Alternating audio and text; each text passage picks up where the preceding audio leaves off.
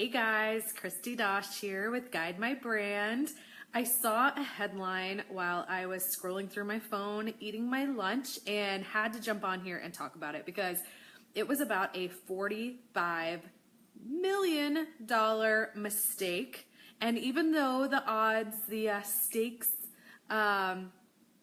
won't be as high for you, it's a mistake that I see a lot of people making. Entrepreneurs, authors, a lot of the people I work with or talk to about working with make this same mistake. And so I thought, what better way to teach you to avoid this than to rip something straight from the headlines. I especially love it because it's a sports story, and as many of you know, I was a sports business reporter before I became a publicist, so anytime I can use a good sports analogy, I will. I promise for those of you who aren't sports fans that it's not going to be over your head. It just happens to be a marketing faux pas that happened in the sports world, and it is something I feel I'm like at a loss for words because I can't believe that a company this size made a mistake this big, and it is a $45 million mistake for them. So if you're here, say hi. I see a couple of you have jumped on. I'm going to go ahead and dive right into this because I'm going to have to wrap this up in about 9 minutes to be able to jump on a phone call. Okay, so the mistake is a company called Nature's Bakery, who signed a $45 million 3-year deal with Stewart-Haas Racing, which is one of the racing groups within NASCAR. It happens to be the group where Danica Patrick races. I think a lot of you, even if you aren't sports fans, have probably heard of Danica Patrick. Even if you don't recognize the name, she is the race car driver who has appeared in GoDaddy ads in past Super Bowls. So maybe you've seen her there. So there's already a lawsuit surrounding this where Nature's Bakery is trying to get out of the remainder of their deal. They actually figured out pretty quickly that they made a big mistake. And even though they're a company who's been around for a while, they've basically admitted in their lawsuit complaint that marketing's not their strong suit and that they didn't really understand what they were getting into with this NASCAR racing team. So based on the information I've seen so far, and this is just a story that I saw over my lunch break, but based on what I've seen so far, the mistake they made was that in thinking that because NASCAR is so huge, and we're talking about millions, sometimes over 10 million, sometimes over 20 million people watching one NASCAR race. Like yesterday was the Daytona 500, one of the biggest races on their calendar for sure. And I saw actually the ratings were up yesterday, 7%, which is good for NASCAR because they've been having a tough time. But the mistake Nature's Bakery seems to have made is that the most important thing was getting in front of a big audience. And I run into this with potential clients and also just with some of you I know in this group and in other groups where you feel like you've got to be on the top podcasts. You want to be on EO Fire, or you've got a guest blog for a Forbes or a Fast Company.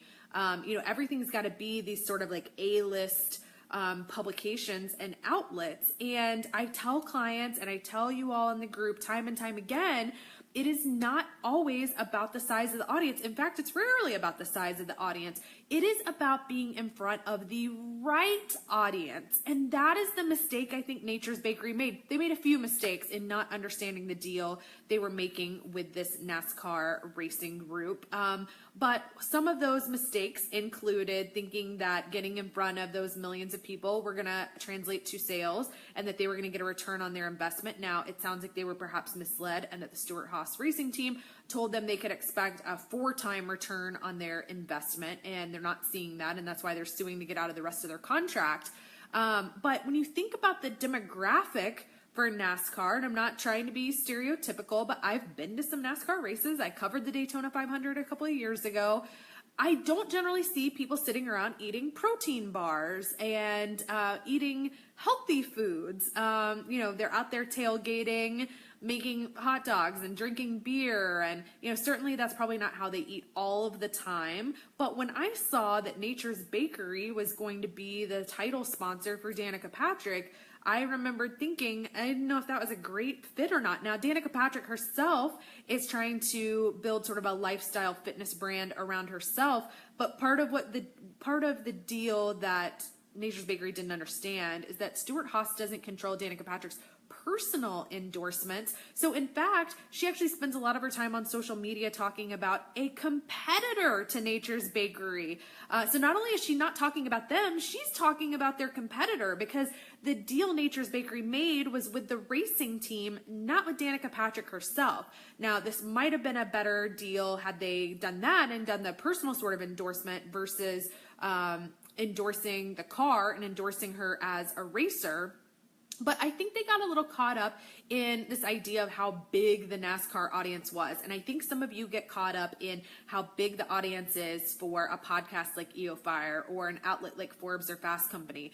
And while those types of appearances can be credibility builders for you, I talk all the time about how they're not necessarily lead generators, okay? So it can build credibility and it can make you sound like a big deal that you had an appearance in those type of places, but that doesn't mean it leads to clients and customers. That doesn't mean someone sees you on a morning TV show or they see where you wrote on Forbes and then they become a customer. It's a credibility builder for you all to do those kind of things, because if you have someone who's already sort of investigating you and thinking about working with you and they see that you've had that kind of publicity, it can make you seem like more of an expert and it can really credential you in their mind. Absolutely, it's worth doing those kind of things. But I think the mistake Nature's Bakery made was that they got in front of a big audience, but perhaps they got in front of an audience that wasn't at all their ideal audience. So if they had made a more niche sponsorship, if they had, really found someone who was influential in their space, influential to their audience, they probably would have seen better results. And that's why when I put clients on niche podcasts or even guest blogging on a niche blog, something like that, they get more leads than when they go on some of the biggest ones. It's not always true. It's not a hard and fast rule, but most of the time you're going to reach more people by being more niche. And I talk about it all the time from my own story. I was writing about the business of sports back when I was a sports reporter. And really this was before I really was a sports reporter. Actually, this is when I was still a corporate attorney. I was writing about the business of sports. And at one point I sort of niched down and I only started writing about the business side of college sports. So one tiny, tiny piece of sports. And that is when I took off. I got a book deal. I got a full-time job offer from ESPN. I had all sorts of opportunities that came to me because I niched down. So while it can be great to be in some of those bigger outlets from a visibility perspective, as far as credibility goes, it's not going to be a great lead generator for you most of the time. And that's why you really got to focus on podcasts and blogs and other opportunities where your ideal audience makes up the majority of that audience. So if I go on a podcast that's full of my ideal audience, not only am I going to get leads, I'm going to get quality leads. I'm going to get people who are going to stay on my list, people who are interested in my offers. If I go on something much bigger and broader, I'm likely going to get actually less people on my list, and they might not be qualified leads. So they might unsubscribe quickly, or they might just sit on my list and never take action. So it's important to remember the quality of the audience you're getting in front of, okay? Not just the quantity. And I think that's the major mistake that Nature's Bakery made with their Stuart Haas Racing and Danica Patrick endorsement, was that they were looking at how big NASCAR is and how big the viewership is for NASCAR and the loyalty of NASCAR fans, which is totally a thing. There are these loyalty polls that come out every year, and NASCAR fans are more loyal to sponsors than in any other sport. But they maybe weren't getting in front of the right audience. Maybe there was no one, or a very small percentage of people in the NASCAR audience who have any interest in eating healthy and eating these protein bars and these fig bars that they make and having this healthy lifestyle. Maybe that's not where their ideal audience was. I don't know. I'd have to do the research, but maybe they'd be better off in front of a crowd at a CrossFit competition or something like that, you know, on a national scale. But you would want people who have those same sort of values and that are in your ideal target market.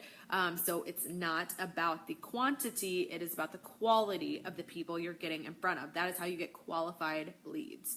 So I'm gonna have to jump off here in like 1 minute to get on a call. I just wanted to get on here quickly and sort of recap this headline I saw at lunch and the $45 million mistake Nature's Bakery made that they're now trying to undo via lawsuit. If you guys have any questions, feel free to drop them in here and I will try and get to them before I have to jump off. Otherwise, I will come back later and answer any questions you had. I see a few of you hopped on. You're just a quiet crowd today, but that's okay. I am going to go jump on my call and I hope you guys are having an awesome Monday. I will see you again soon.